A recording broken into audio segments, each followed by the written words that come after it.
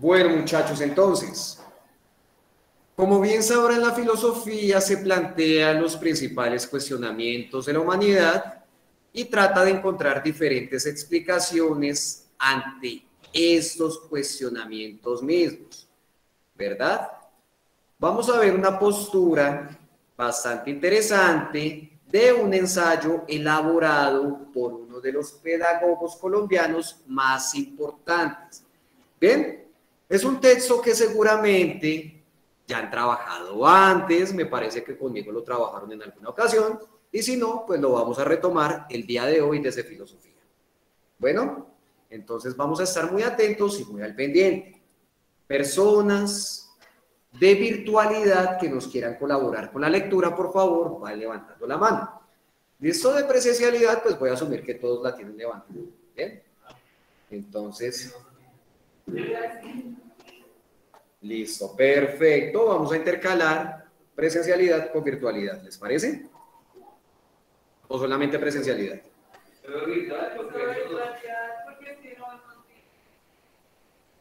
No se preocupen. Solamente que ustedes me digan y agrandamos todo lo que ustedes quieran. ¿Ya ven mejor? Mejor, yo sé. Listo, perfecto. Muy bien. Comenzamos con virtualidad. Entonces, adelante, Sara. Muchas gracias. Puedes comenzar. Yo, ¿cierto, profe? Sí, señora. Bueno, elogía de la dificultad. La pobreza y la importancia de la imaginación nunca se manifiestan de una manera tan clara como cuando se trata de imaginar la felicidad. Entonces comenzamos a inventar paraísos, islas afortunadas, países de cucaña, una vida sin riesgos, sin lucha, sin búsqueda de superación y sin muerte, y por lo tanto también sin carencias y sin deseo. Un océano de mermelada sagrada, una eternidad de aburrición, metas afortunadamente inalcanzables, paraísos afortunadamente inexistentes. ¿Hasta ahí, profe? La siguiente. Listo. Todas estas fantasías serían inocentes e inocuas, si no fuera porque constituyen el modelo de nuestros propios y de nuestros anhelos en la vida práctica. Aquí, Listo. ahí. Listo, mi Sara. Hasta ahí nomás. Bueno, ve analizando lo que acabas de leer porque ya te voy a preguntar. Bueno, chicos, entonces, para comenzar a comprender un poco ese texto que parece difícil, pero que realmente no lo es, pues vamos a comenzar a analizar el título mismo, el elogio de la dificultad. ¿Qué es un elogio? Más o menos, sí. ¿Cómo más se puede expresar un elogio? ¿Qué sería un elogio? Cuando yo le hago un elogio a alguien, ¿qué significa esto? Que le hago un cumplido, ¿verdad?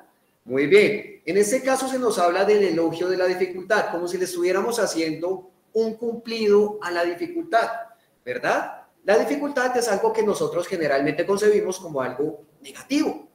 Siempre que nosotros pensamos que algo es difícil, pensamos que es malo, ¿verdad? Que es algo perjudicial para nosotros. Pero este texto nos habla de que en esta ocasión, muy por el contrario, le vamos a hacer un cumplido a la dificultad, como si fuera algo positivo, como si fuera algo bueno para nosotros. Entonces aquí ya podemos comenzar a entender un poco mejor el texto, ¿verdad? El texto nos va a hablar de por qué la dificultad puede ser algo positivo para nosotros.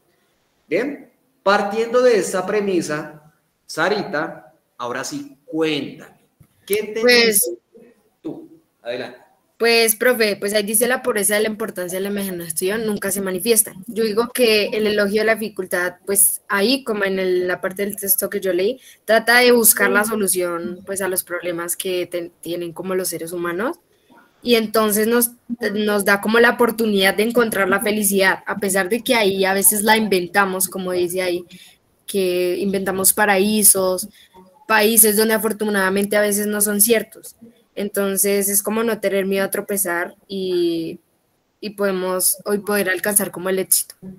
Ok, perfecto. Ahí dice una palabra clave.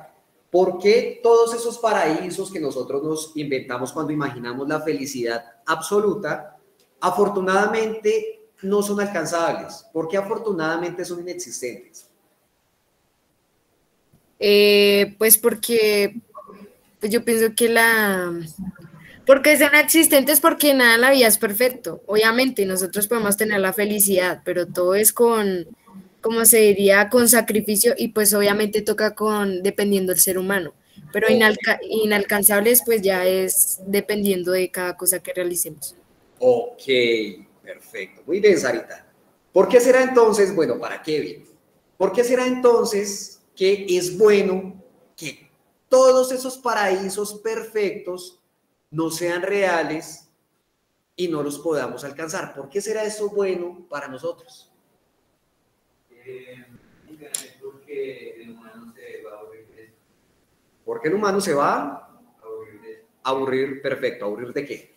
Pues por ahí, Pues de no tener problemas.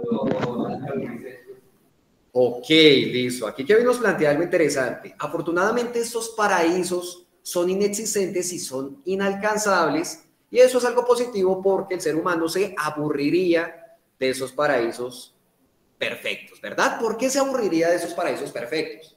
Porque un Por ser no humano tener. en un plano ideal donde lo tenga todo, donde no tenga que luchar por nada, se aburriría. ¿Por qué creen ustedes? Porque ya no tengo unas metas que alcanzar, ya no tiene como un propósito, como motivación. Porque ya no tiene metas que alcanzar, porque no tiene propósitos, porque no tiene motivaciones. Bueno, muy bien. Listo, perfecto. Bueno, continuamos con presencialidad.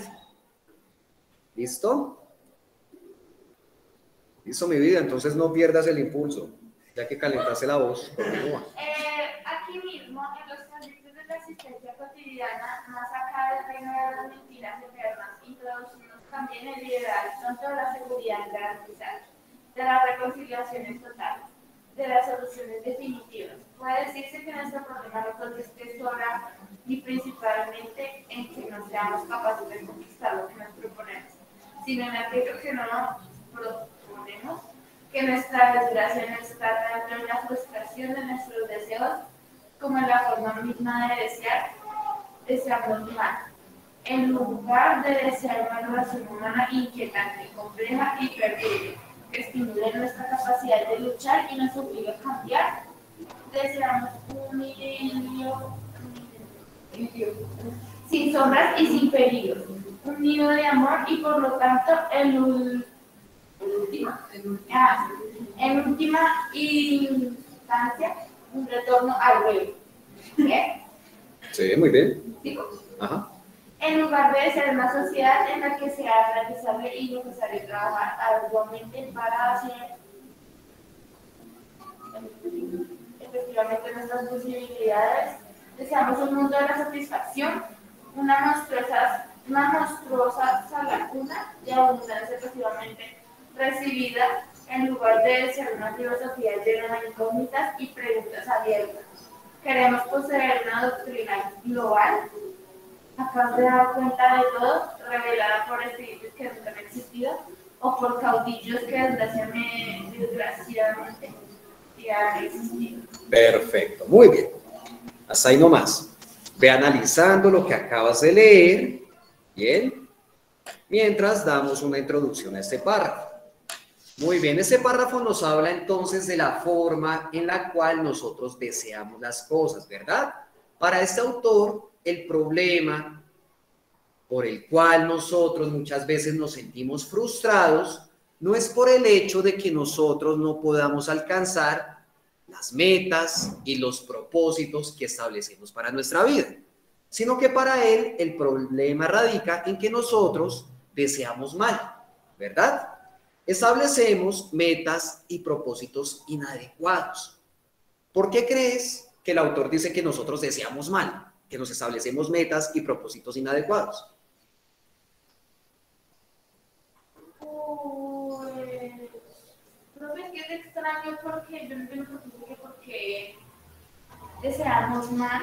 Bueno, a veces cuando sabemos que, porque yo pienso que pues no hay cosas malas ni buenas, solamente como cosas.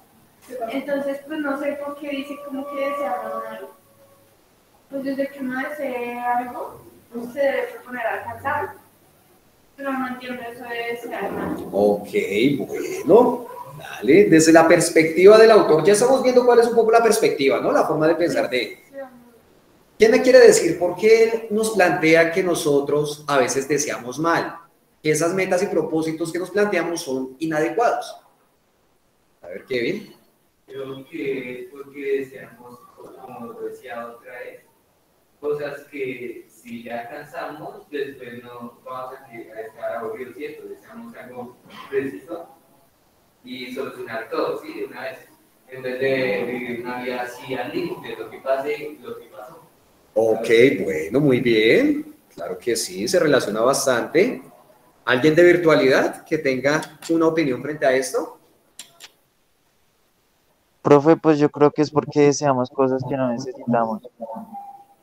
Ok, muy bien. Deseamos cosas que no necesitamos, ¿como cuáles? Pues no sé, profe, yo creo que eso está en la perspectiva de cada persona. Ok, bueno, muy bien. Perfecto, deseamos cosas que no necesitamos. Se relaciona bastante, así es. O Bueno, muy profe, no bien. aceptamos la realidad, No aceptamos la realidad. ¿En qué forma no aceptamos la realidad? pues que nos enfocamos en algo y pues creemos que las cosas son de otra manera y pues nos enfocamos solo en eso y no vemos las cosas reales que necesitamos hacer para alcanzar eso. Ok, bueno, muy bien. Muy bien, entonces no afrontamos esa realidad. Perfecto. Asimismo, el autor nos plantea que nosotros en muchas ocasiones sentimos frustración puesto que deseamos mal, ya que en muchas ocasiones nosotros precisamente buscamos, como decía Kevin, propósitos que nos conduzcan a un estado de pasividad absoluta, ¿verdad? A un estado en el cual nosotros tengamos todo el control sobre las situaciones que se nos plantean y tengamos un estadio pleno, total y equilibrado. Pero para el autor nos dice que esto en muchos casos nos va a conducir a la frustración. Por un lado, porque nosotros en ningún momento vamos a alcanzar ese estado de plenitud total, ¿verdad? Y por el otro, como nos decía Kevin, va a ser un estado que nos va a aburrir, puesto que no vamos a tener todas esas dificultades y todas esas complicaciones que de alguna forma nos estimulen, ¿verdad? Que nos planteen metas, que nos planteen propósitos y que de alguna forma hagan que nosotros nos movamos constantemente para llegar a algún lugar, ¿verdad? De esa forma, el autor nos plantea lo siguiente. En lugar de desear una relación humana inquietante, compleja y perdible, que estimule nuestra capacidad de luchar y nos obliga a cambiar, deseamos un idilio sin sombras y sin peligros, un nido de amor y por lo tanto, en última instancia, un retorno al huevo. ¿Qué querrá decir eso de retorno al huevo? ¿Qué querrá expresar? Eso es algo muy metafórico. ¿Volver a nacer? Sí, señora, por ahí va. Volver a las dificultades. No, al contrario. Deseamos un retorno al huevo en el sentido del que queremos un estado de seguridad completa, como si nosotros retornáramos al vientre materno, ¿verdad? Como si retornáramos a esa seguridad que teníamos antes de nacer, ¿cierto? Por eso el autor nos plantea que deseamos mal en muchos sentidos, puesto que nosotros constantemente estamos buscando ese estado de pasividad, ese estado de seguridad inalcanzable, como si de alguna forma quisiéramos volver al huevo, como si de alguna forma quisiéramos volver al vientre, volver a ese estado en el cual no tenemos ningún peligro ni ningún riesgo. Pero por el contrario, el autor nos plantea que nosotros pues debemos buscar precisamente estos riesgos y esos peligros que nos ayuden a estimular esas capacidades que tenemos para resolver problemas, ¿verdad? Y que nos hagan constantemente cambiar y transformarnos en una persona mejor.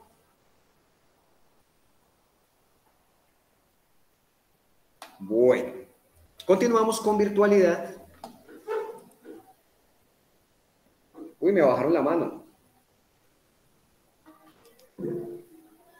Listo, muy bien, Laura. Muchas gracias. Listo, Desde donde Laurita. dice Adán, Correcto. Adán y sobre todo Eva tienen el mérito original de habernos liberado del paraíso. Nuestro pecado es que anhelamos regresar a él. Desconfiemos de las mañanas radiantes en las que se inicia un reino milenario.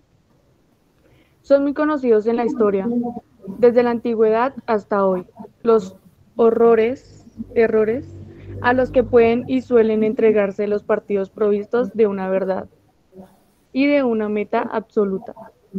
Las iglesias cuyos miembros han sido alcanzados por la desgracia de alguna revelación. El estudio de la vida social y de la vida personal nos enseña cuán próximos se encuentran uno de otros. La idealización y el terror. La idealización del fin, de la meta y el terror de los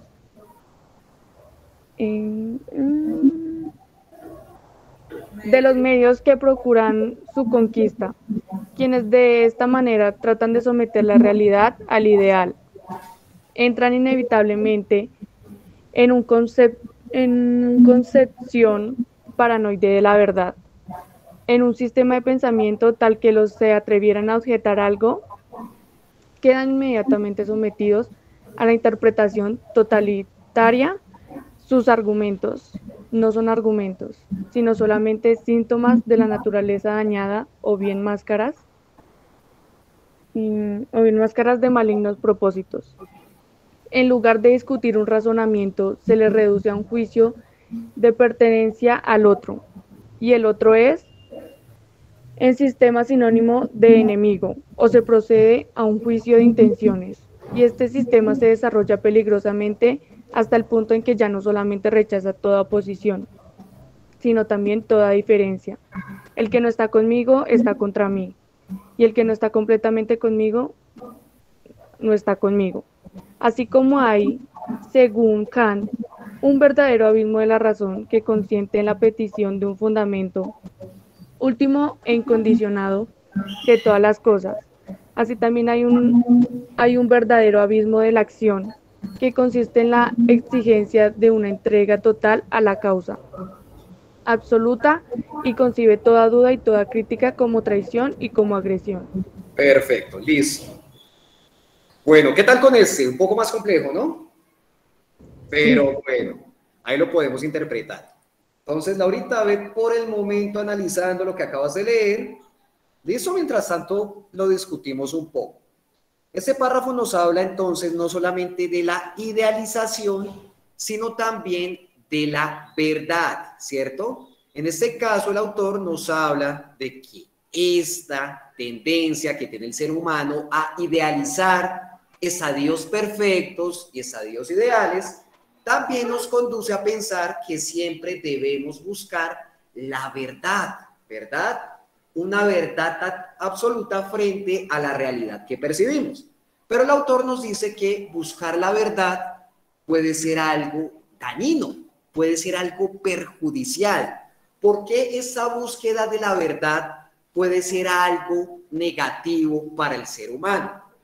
Ahí nos expone varias razones. ¿Listo? Entonces, Laurita, cuéntame, ¿por qué crees que el autor nos dice eso? Que la búsqueda de la verdad puede ser algo perjudicial para el ser humano. Pues, profe, porque creo que siempre ha sido como una perspectiva de que vivimos engañados y pues a la hora de buscar la verdad nos damos cuenta de muchas cosas y como te decía de la realidad, a la hora de afrontarla, pues nos chocamos con muchas cosas y entendemos varias cosas. Ok, muy bien. Esto sí, señora. ¿Alguien más tiene algo que decir al respecto? ¿Qué consideran ustedes? Virtualidad, presencialidad. Porque la búsqueda de la verdad puede ser algo dañino para el ser humano, según el autor. Tal vez es una verdad, pero además como que cuando uno siempre descubre lo cierto de cada cosa, como que cada día, por decirlo así, uno madura, otra tiene un pensamiento totalmente diferente. Sí. No puede hacer las cosas y pues eso Ok, bueno, muy bien. Listo. ¿Quién más? Les voy a dar una pista. Aquí se nos habla también de la participación de diferentes posturas religiosas en esta problemática o en este fenómeno, en la búsqueda de la verdad. ¿Listo? Entonces vamos a tratar de pensar cómo se relacionan, por ejemplo, la iglesia o diferentes corrientes de pensamiento religioso en la búsqueda de la verdad y cómo esto fue algo perjudicial en la historia de la humanidad. ¿Listo? ¿A quién se le ocurre algo? ¿Cómo, profe, lo puede repetir? Claro que sí, Lindsay. Aquí nos hablan también de la iglesia, ¿verdad? Nos hablan también de diferentes corrientes de índole religiosa, que también se embarcaron en esta búsqueda por la verdad y pues que eso resultó algo negativo para el ser humano, ¿cierto? Entonces, dicho eso, ahora sí, ¿por qué creen de pronto que la búsqueda de la verdad pudo representar algo negativo en la historia de la humanidad? Profe, pues creo yo que es porque, digamos, siempre nos han enseñado que para ser alguien religioso o creer en Dios simplemente no tenemos que ni estar tatuados, ni hacer cosas, por decirlo así, que la iglesia o Dios no lo permite. Entonces es como esa creencias o cosas que inventan para creer en Dios y pues creo que no debería ser así. Bueno, se relaciona ahí muy por el ladito, pero bien, adelante. El saber, profe, o sea, tipo, Es determinante para la humanidad. Tal vez puede ser de que las personas que no creen en Dios hayan tenido la razón y de pronto no haya un Dios, ¿no? No haya otro tipo de Dios o no el Dios en el que estamos enfocados, que es Sí. Jesús y que como un hijo en la cruz. Pues no, o sea, los de este siglo Sí. no pueden estar totalmente seguros de que sí existe un Dios, por lo que dice la Biblia, o lo que ciertas personas han dicho, pues, sacerdotes o cosas así que lo han pronunciado, pero pues tal vez no exista. Ok. No. Bueno, más o menos, más o menos. Sí.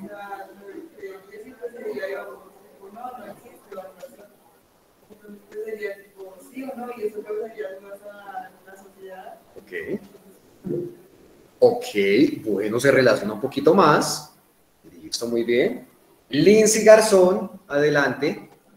profe, tipo como la pérdida de la fe, o sea, tipo la gente que investigó más sobre la religión siempre terminan abandonándola por la misma razón. Hay muchas cosas que no coinciden y no se llevan a cabo en el mismo tiempo. Entonces, cuando usted se pone a investigar y usted se da cuenta de lo que usted creyó toda la vida Sí, es falso, usted entra como en un bucle, porque es como, por ejemplo, digamos, usted cree que, no sé, el algodón de azúcar es azul, sí. pero usted solo lo ve así y el resto del mundo lo dice que es rosado. Entonces, cuando usted se da cuenta de que nunca fue azul, ¿usted qué hace? Porque usted para usted toda la vida fue eso.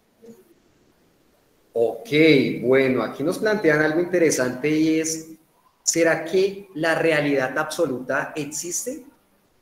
Exacto. Y esa respuesta es como Charlie, pues no sabemos el chile. Ok, bueno, muy bien, Lindsay. Bueno, vamos a replantear un poco de qué va todo ese texto. Por el momento entonces tenemos que el autor nos plantea un elogio a la dificultad. Nos dice que la dificultad es algo positivo, ¿verdad? Y que nosotros muchas veces no debemos idealizar esos planos existenciales perfectos en el que nosotros tenemos un control absoluto, sino que pues debemos considerar como algo positivo el hecho de que nosotros tengamos dificultades, que nos ayuden a desarrollarnos, que nos conduzcan a diferentes lugares, ¿verdad? En ese punto, ¿cómo se involucra la verdad? También nos dice que nosotros no debemos imaginar un plano en el cual tenemos el control sobre una verdad absoluta, ¿verdad? No debemos imaginar un plano en el cual nosotros tenemos las respuestas absolutas. sino que muy por el contrario debemos imaginarnos un plano en el cual nosotros tengamos cuestionamientos, tengamos preguntas. El autor nos dice que la verdad absoluta es algo peligroso. Nos dice que la verdad absoluta siempre va a involucrar que alguien quiera tener o crea tener el control de esa verdad. ¿Cierto?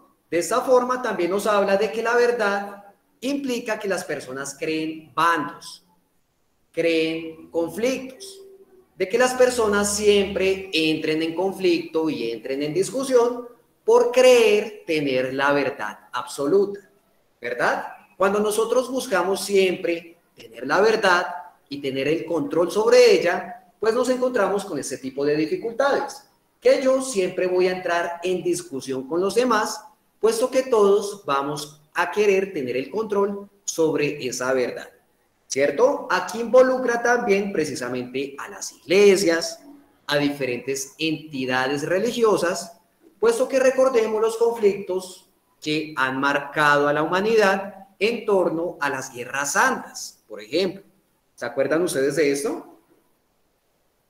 Guerras que se realizaban por el nombre del Señor, ¿verdad? Cruzadas que se realizaban entre caballeros de la iglesia con personas pertenecientes a otro tipo de religiones. Guerras en las cuales murieron cientos y cientos de personas, ¿verdad?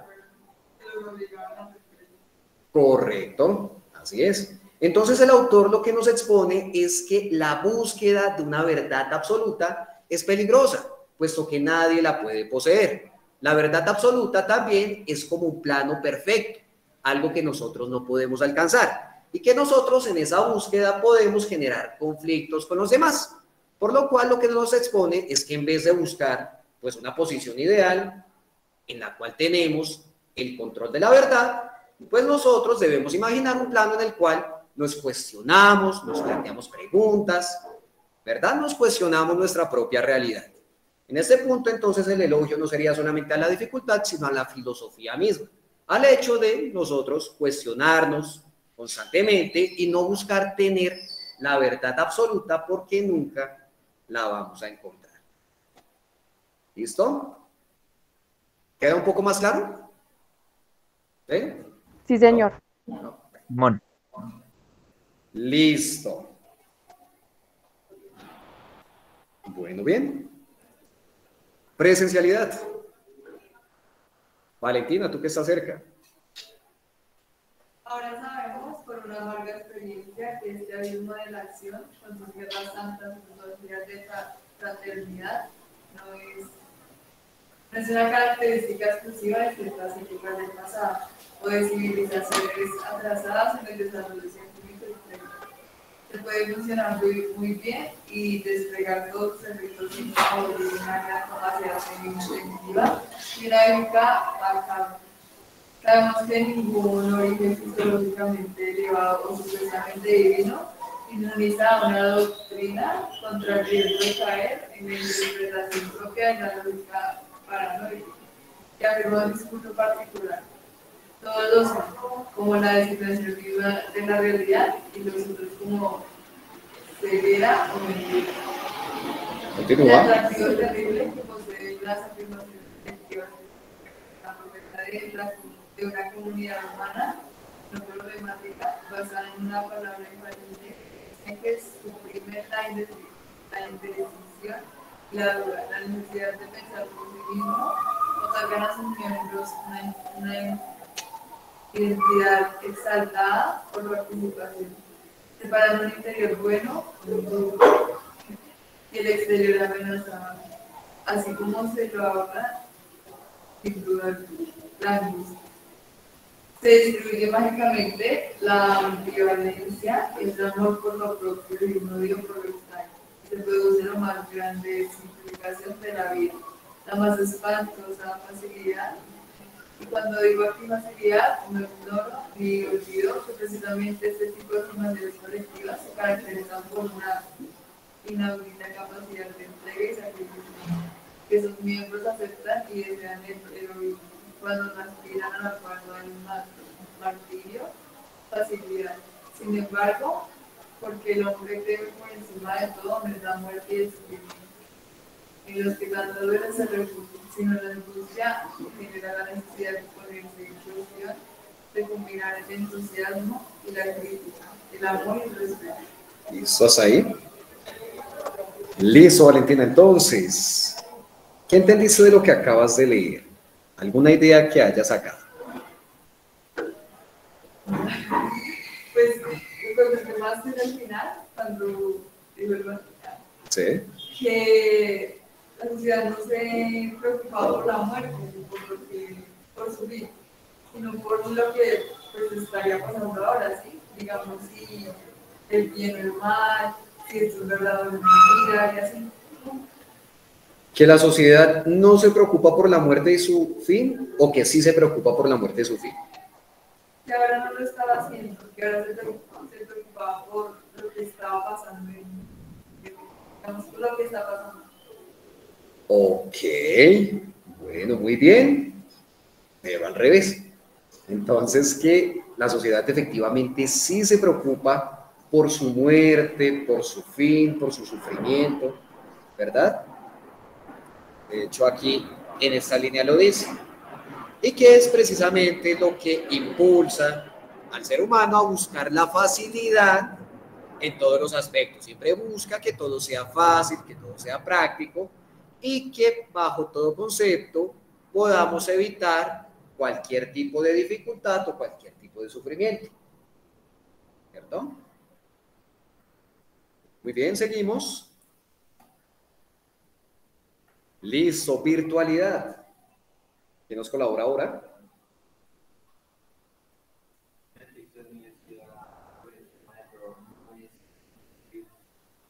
Señor. ¿Qué decía qué? Por lo que los que hombre por encima de todo no es la muerte, sino en la angustia que genera la necesidad de.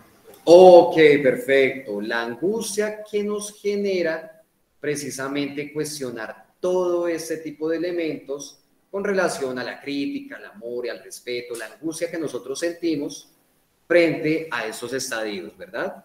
Muy bien, Kevin. Así es. Eso es precisamente lo que teme el ser humano, la angustia que se produce ante estos estadios finales, ¿verdad? También por la muerte. Dime. También por la muerte. Ellos sí estaban, eso no les preocupaba. Ok, muy bien. Listo, virtualidad. ¿Quién continúa?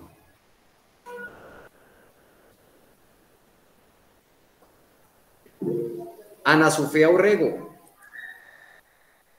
Un síntoma inequívoco de la dominación de las ideologías proféticas y de los grupos que las generan o que someten a su lógica doctrinas que les fueron extrañas en su origen, es el descrédito en que cae el concepto de respeto.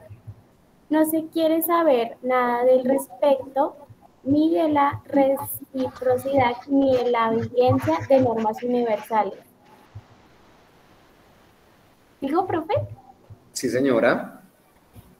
Estos valores aparecen más bien como males menores propios de un resignado escepticismo, como signos de que como signos de que se ha actificado a las máscaras esperanzas, porque el respeto y las normas solo adquieren vigencia allí donde el amor, el entusiasmo, la entrega total a la gran misión ya no pueden aspirar a determinar las relaciones humanas. Muy bien, continúa. ¿Sigo, profe? Sí, señora, por favor. Elogio de la dificultad y otros ensayos.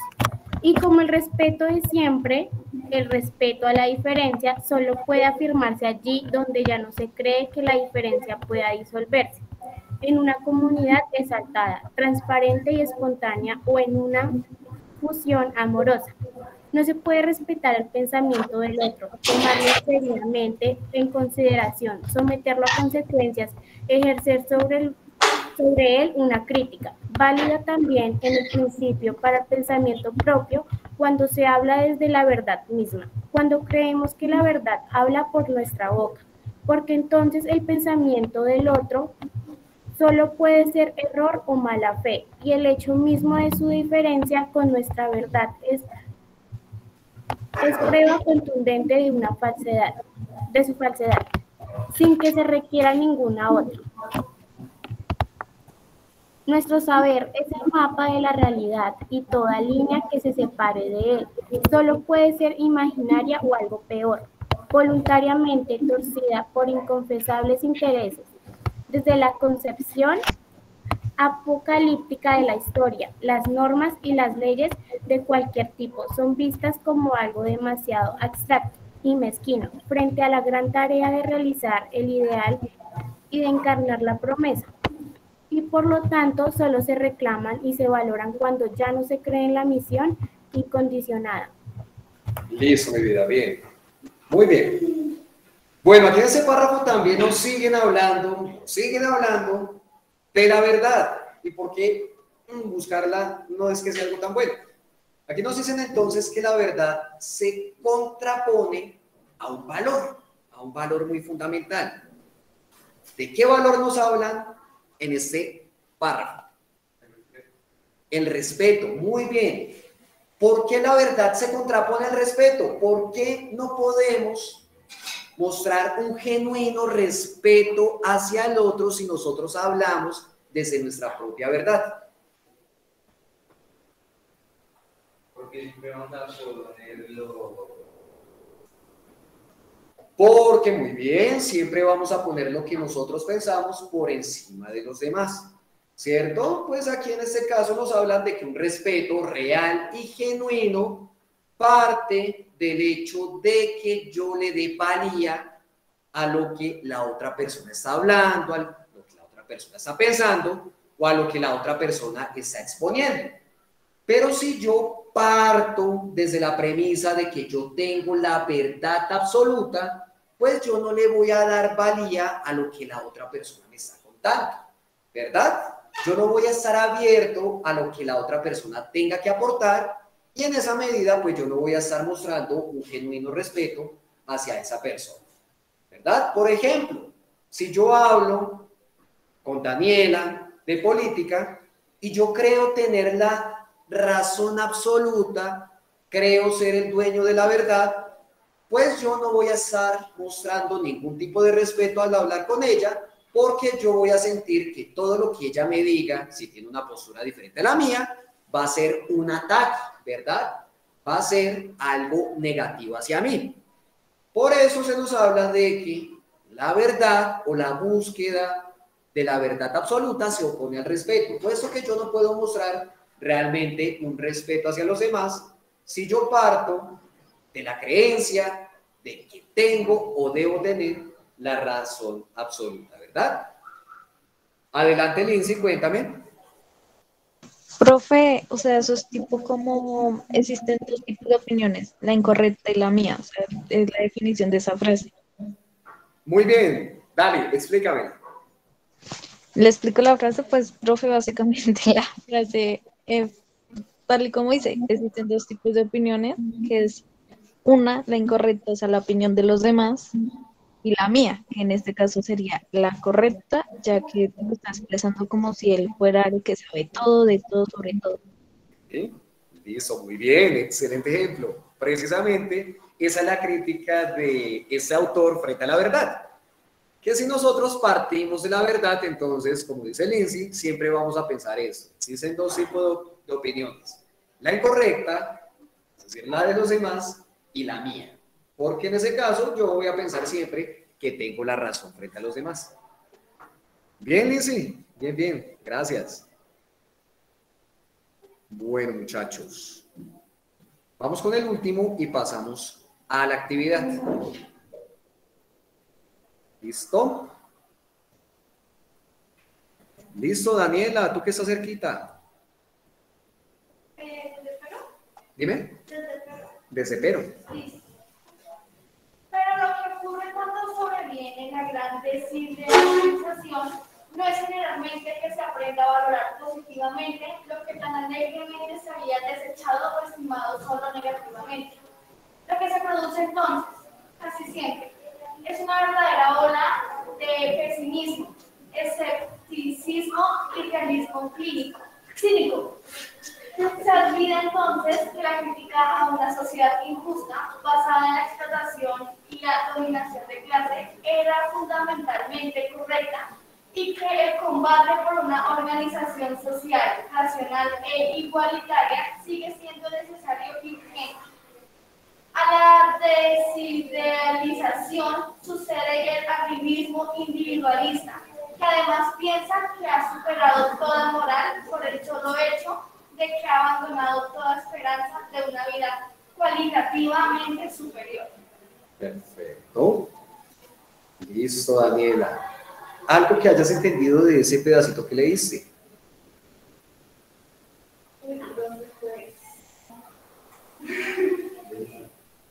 Pues así habla de varias cosas, sobre pues, finalmente de la sociedad, de los demás, de las diferentes opiniones y pues todo lo que sucede.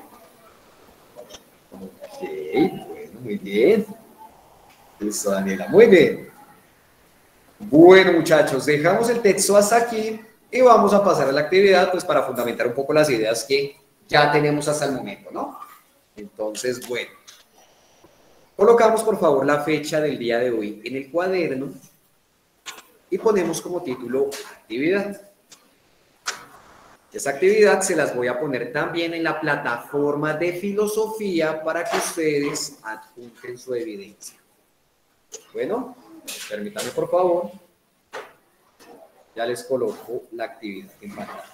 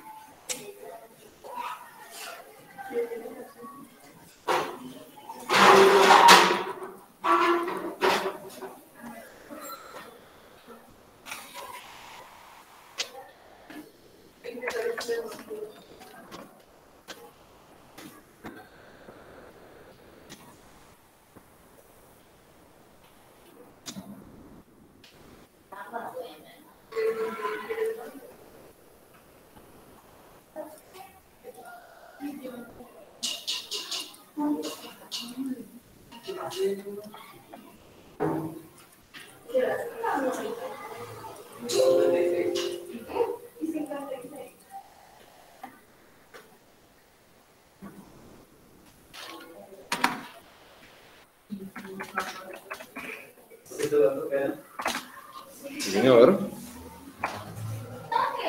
Sí, señor. Así es.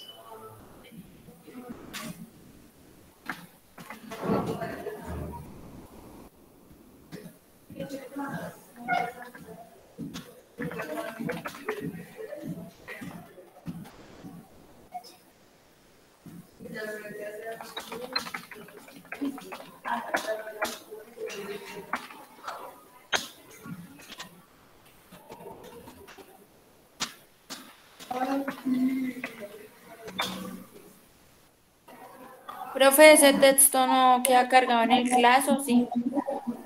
Sí, señores. Eso los publico en la plataforma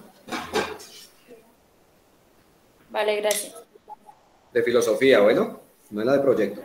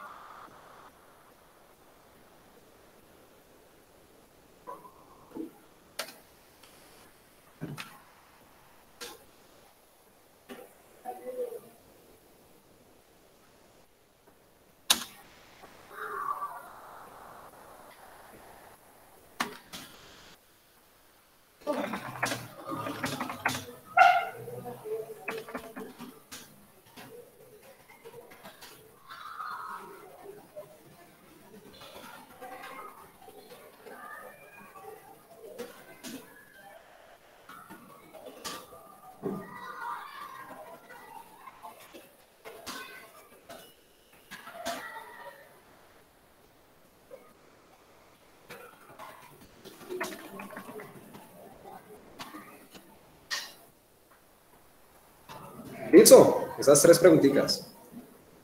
Permítanme, ya se las coloco en la plataforma y les coloco el texto también.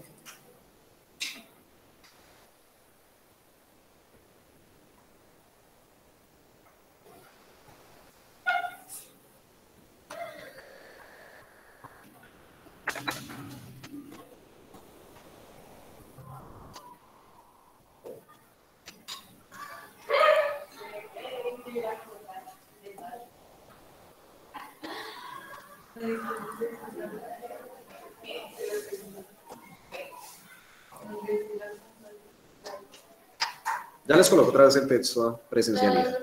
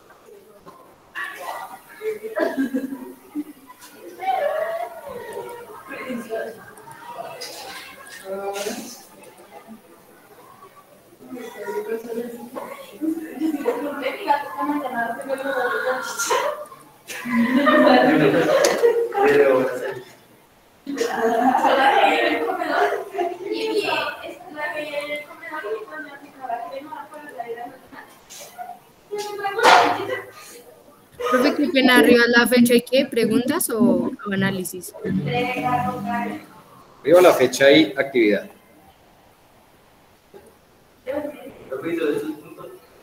Solo esos puntos, pero cada punto bien desarrollado. Es decir, cada punto... sí, señora, correcto. Así es. Un párrafo por cada pregunta. ¿Listo?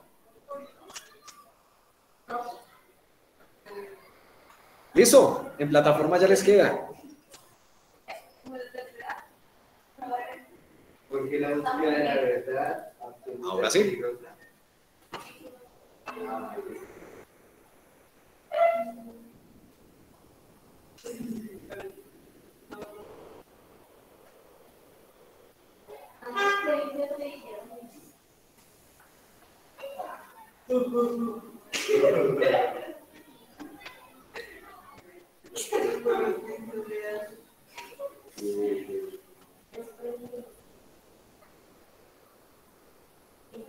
Bueno, muchachos, la actividad realmente nos queda como tarea porque el tiempo ya se agotó.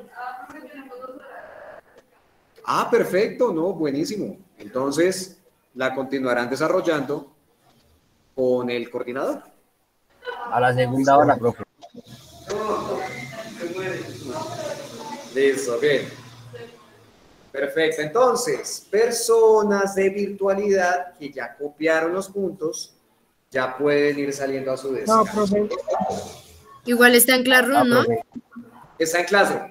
Las preguntas gracias, están en profe. Classroom y también el texto. Chao, profe.